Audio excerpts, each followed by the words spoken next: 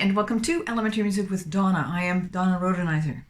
In my vocal warm-ups series, today I'm going to talk about some physical warm-ups that I often do with my students when we are preparing to do a choir rehearsal. They're coming to my room from a variety of locations in the school. They may need to be redirected to focus, or they may need to be rejuvenated and livened up a little bit, depending on the area from which they are arriving. So I do some physical warm-ups with them. Now, if your students will manage just being told to make small circles with your nose, go one way, and then make small circles with your nose the other way, and then do some rolling your head forward, looking over your shoulder, looking past your shoulder, and then rolling down and looking past your shoulder. So that's doing some work on your head and neck. And I also do some shoulder rolls forward and shoulder rolls backwards. And you can do some up in the air, wiggle your fingers, and then down and wiggle your fingers. I also will do some of these movements with music. I'll put on something that's got a nice beat to it. I've got a lovely 2-piano record from, I don't know, way back in the 50s, and they're playing Honeysuckle Rose, and I really like that one. It's just kind of a really nice bouncy feel to it. Nothing too strenuous and too fast, but just something to keep a nice sort of, you know, dun dun dun dun dun dun dun dun dun dun dun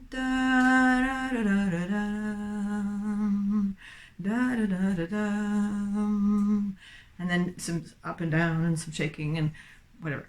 So they are getting some of their jiggles out or getting some energy put back in, and it's just a physical warm-up. There is also a story that I have told my students for a long time, and it's just one I made up, but it's to do some of those movements but in a story context. So the story goes that you're sleeping, so you can either be sleeping with your head to the left or the head to the right, and maybe you roll over and your head's the other way for a little bit, but then your alarm clock goes off. And so you reach your arm way up and over and hit the snooze button. And then you go back to sleep again. And again, this can be side to side or with your head lowered to the front. And then the snooze goes, but this time you're going to reach and do the snooze button with your other arm. But finally, it is time to get up. So you're going to get up and you stretch and you yawn. And maybe you need to yawn again, go, and there's that wonderful yawn sigh, which if you said, we're going to do some yawn sighs now, they're going to just roll their eyes at you. So here you are, you're actually yawning, so that fits in. And you're stretched, your arms up. Then you're going to put on something like a sweater. You're going to pull it down over one arm, pull the sweater down over the other arm, pull the sweater down over your head. And of course, all of this is stretching and lengthening through your torso. You're standing for this as well. I'm not because of the video, but the students would be standing. And then you can bend way over and put on your jeans, one leg and then the other leg. So your head is down and your hands are down by your feet. If you do yoga, that's like a forward fold. And so they are going to be doing that. Then they put on their pants and then they go down the stairs and you move their arms a little bit. There you go. And they get to the breakfast table and there's hot porridge and cold milk.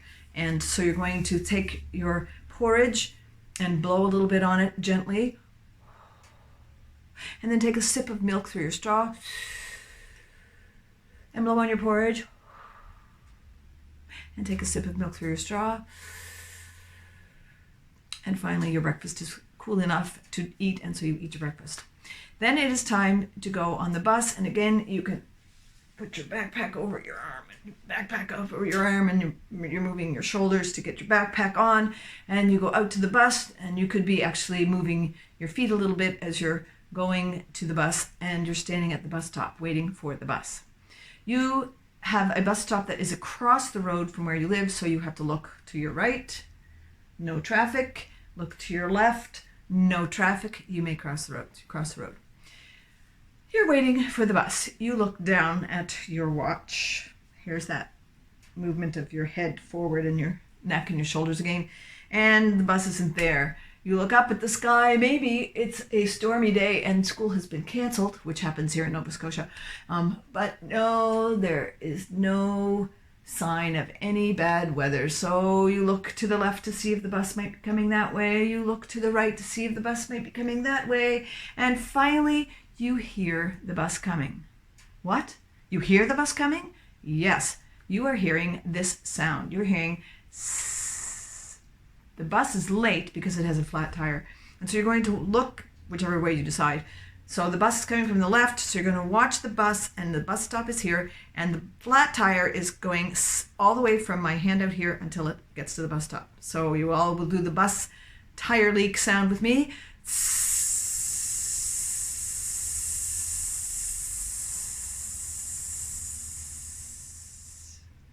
And then the bus arrives.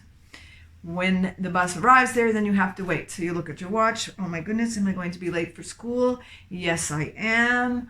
Or the tire is getting done really quickly, so no, I'm not being late. And you can add yes and no questions at any point in time and do that. Yes and no, moving of your head. And then finally you get on the bus and you sit down and you get to school and get into your day. I hope you find that a useful story or something that will inspire you to create your own story, to create some movement and physical warm-up for your students wherever you are, whether you're in a choir setting or a homeschool setting, or whether you are in a vocal studio. Wherever you are, I hope you have a great day making music, and make music a great part of your day.